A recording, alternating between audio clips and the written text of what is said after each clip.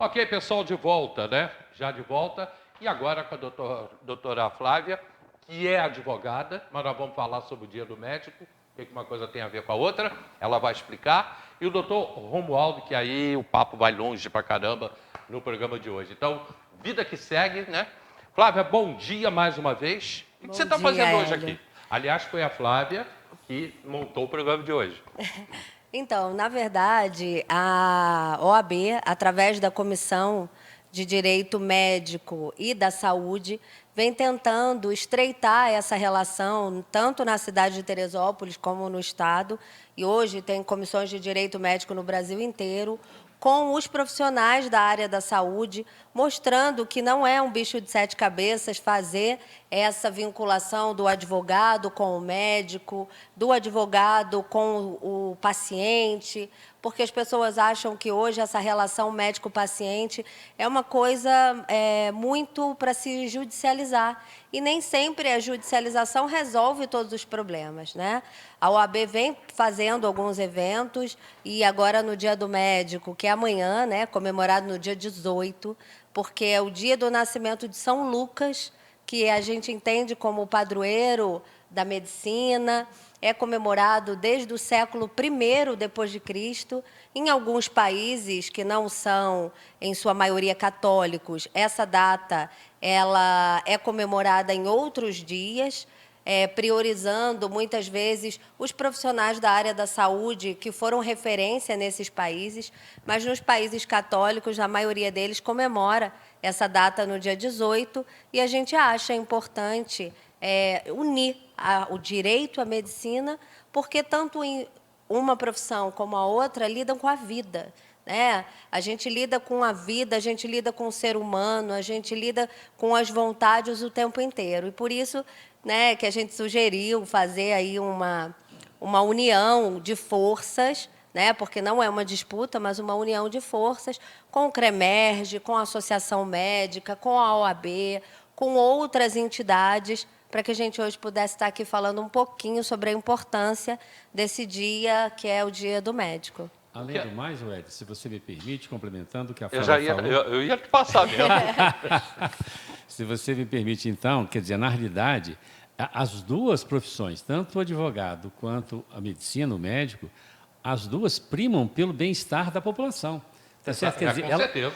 O único objetivo das duas existirem é promoverem o bem-estar da população, né? Então, o advogado e o médico, por isso, eu também, todos nós, inclusive, né, eu aqui representando também o CREMERGE, né, o Conselho Regional de Medicina, nós vemos com muito bons olhos essa aproximação com a AB, porque no momento em que essas duas entidades, como entidades, conversam, elas tendem a desenvolver ações que possam melhorar a relação de todo mundo, inclusive da sociedade, e melhorar a sociedade, entendeu? Perfeito, perfeito. É por aí mesmo, por aí. Eu vou até fugir um pouquinho do roteiro, fazer uma pergunta para a Flávia, e você pode também opinar sobre isso, que as pessoas, às vezes, isso é muito, né? Às vezes até final de semana, ligam para mim e falam assim, olha, meu pai, minha mãe, meu avô, minha avó, tá lá na UPA, está internado na UPA, eu preciso de um hospital, eu preciso de ela tem que ser transferida para o hospital, eu estou aqui com a ordem judicial e nem assim eu consigo. Flávio, explica isso aí, que não é uma ordem judicial que transfere. Na verdade, quando a gente fala de UPA, existe aí uma central de regulação. E essa central de regulação, ela é estadual. Então, quando é aberta uma vaga, ela é aberta uma vaga no estado inteiro. Por isso é que as pessoas podem ser transferidas para Volta Redonda, para Caxias, para Petrópolis. Essa vaga é uma vaga direcionada pelo estado. Ter a ordem judicial não é garantia de que você vai conseguir uma vaga, porque juiz não cria leito. O juiz não cria vaga. E essa transferência, ela depende de inúmeros fatores. Você pode, por exemplo, ter uma pessoa de 20 anos de idade e uma pessoa de 96 anos de idade, e talvez a de 96 vai ser transferida antes da de 20, se aquela pessoa não tiver condições clínicas de ser removida. Então, eles vão verificar qual é a gravidade, qual é a possibilidade de transferência, qual é o risco iminente de morte, quem tem possibilidade de sobrevida de maneira mais fácil se for removida.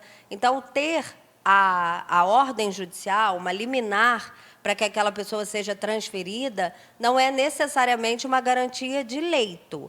É claro que quando a gente fala nessa possibilidade de ter uma ordem judicial, o juiz determina que haja a transferência. Se não houver a transferência para um leito SUS, na maioria das vezes é possível que seja feita a transferência, inclusive para um leito particular, e depois aquele leito vai ser reembolsado, né? Vai haver um pagamento, mas não necessariamente a internação vai acontecer, porque às vezes a pessoa não tem condição de transferência. Então, isso é muito comum. Talvez, o Carracena, eu possa complementar também. Veja como é que a OAB se entende com o CREMED com facilidade. Não tem nenhuma... talvez a população que tenha dificuldade de entender como funciona. Então, vamos lá. Como é que funciona isso? Na realidade, funciona como uma regulação, como a Flávia falou, uma regulação que é estadual. Essa regulação passou a ser estadual durante a Covid. Ela não era estadual, ela era municipal. Havia uma regulação municipal, cada município fazia a sua regulação. O que aconteceu na Covid? O objetivo já era fazer estadual há muito tempo, mas por a operacionalização disso nem sempre foi muito fácil. Essa foi uma das coisas talvez boas que a pandemia nos trouxe. A regulação passou a ser estadual, que era o único jeito de regular, arranjar leito para todo mundo. Então, o que acontece? Então, nem sempre, quando você consegue ter vagas aonde você deseja. É como disse a Flávia. Às vezes nem o hospital sempre a cheio. família Você viu o que aceita. aconteceu recentemente? Agora, final de setembro, a Secretaria Municipal de Saúde mandou um ofício para os hospitais suspendendo as cirurgias eletivas do SUS, inclusive as oncológicas, durante 10 dias. E por que isso aconteceu? Porque a UPA estava superlotada de indivíduos graves, em respirador inclusive, que precisavam de leitos hospitalares e não tinha leito hospital. Tá certo? Não tinha leito vago no município de Teresópolis. Que então, seriam evitar... ocupados caso houvesse uma cirurgia eletiva. Isso. E numa cirurgia eletiva, você pode... Aí as pessoas que fazem cirurgia eletiva ficam ofendidas porque a cirurgia dela foi suspensa. Sim. E aí eu vou te mostrar o que aconteceu. As cirurgias, então, foram suspensas, inclusive as cirurgias oncológicas. Explica a cirurgia eletiva, por que ela é suspensa? Porque ela não é urgente, né? Sim, porque ela não é urgência, é uma cirurgia programada. Marcada, Ela né? é uma cirurgia marcada, é uma cirurgia agendada. E aí, né, o que aconteceu? Nós tivemos pacientes que foram à Defensoria Pública pedir intervenção da Defensoria. Antes de... Aí você veja como a relação médico-paciente, aonde chegou. Ao invés dessas pessoas e dessa família, né, ir procurar o hospital, né, especialmente ao médico, vai perguntar, vem cá, a minha cirurgia foi adiada, por que ela foi adiada? Tem algum motivo, tem alguma data? Não, em vez dela fazer isso, o que ela faz? Ela vai via Defensoria Pública. Olha só, olha como é que complica a história, tá certo? Aí quando essa paciente vem e a gente fala, olha, quem suspendeu a cirurgia não fomos nós. Quem suspendeu a cirurgia foi a Secretaria Municipal de Saúde, porque a UPA está superlotada, não tem vaga na UPA. Aí as pessoas passam a entender, mas já foram à Defensoria Pública. Aí, o Carracena, E a não relação existe uma culpa, né, Hélio? Sim. Então a culpa é da prefeitura que suspendeu? Nem a prefeitura tem culpa. Quem é que tem culpa? A Secretaria Municipal de Saúde que suspendeu? Não. Não há culpado. É uma sobrecarga de leitos. Se você me perguntar assim, por que tem tão poucos leitos para o SUS? Talvez aí a resposta seja uma resposta mais ampla. Eu vou te dizer, o que o SUS paga para os hospitais é muito pouco. Os hospitais que atendem SUS, todos dão prejuízo. A tabela do SUS, ela não é atualizada, reajustada desde 2002. Então, você veja bem, o que acontece? Se você tem 20 anos que a tabela do SUS não é reajustada, porque o governo federal nunca teve dinheiro para reajustar a tabela do SUS. Então, o que acontece? Os procedimentos pelo SUS, todos dão prejuízo, né? E por que os hospitais continuam abertos? Continuam abertos porque eles são mantidos por algumas instituições maiores. O HCT, por exemplo, ele dá um prejuízo mensal. Por que ele continua aberto? Porque quem mantém aquilo é a Faculdade de Medicina. É a mensalidade do aluno, é a Faculdade de Medicina que mantém o HCT aberto. Quem é que mantém o São José aberto? Quem mantém o São José aberto é a Congregação de Santa Catarina. que é uma entidade filantrópica. Então, ou seja, esse é o ponto. Mas a gente não vai conseguir mudar disso, não adianta a gente ficar discutindo isso verdade. aqui, que não vai conseguir mudar. E Então, nem as pessoas vão conseguir nem as entender. pessoas vão conseguir entender. Então, esquece esse ponto. Eu só fui um pouco mais além. Mas o que a gente precisa voltar, Carracena? O que eu tenho pena? Eu tenho pena porque houve uma perda da relação médico-paciente. Tá certo? É verdade. Essa relação era uma relação tão boa, tão estreita. Hoje mesmo, terminei de atender, eu estou vindo aqui, que eu interrompi o meu ambulatório de oncologia para vir aqui. Atendi, hoje eu dei alta em 3 pacientes lá. 3 pacientes que eu atendi logo no início, antes de vir para cá, foram pacientes que foram tratados e receberam altas. Os 3, com 1 milhão de agradecimentos, tá certo? Pelo fato de estarem curados de uma doença tão grave, de estarem recebendo alta do ambulatório de oncologia, né? Eu até falei, lá a gente toca o sino quando o paciente recebe alta, né, da oncologia. Elas foram lá, tocaram o sino. E o que acontece? É isso que a gente deseja. A gente não deseja que as pessoas sejam maltratadas. Ninguém está lá para poder atender mal as pessoas. Ninguém está lá para poder agredir as pessoas. Então, a gente precisa de conversar um pouco mais, entendeu? Nós, inclusive, falamos sobre isso há um programa atrás que nós fizemos, que aconteceu em Teresópolis, a primeira conferência do CREMERGE da região serrana.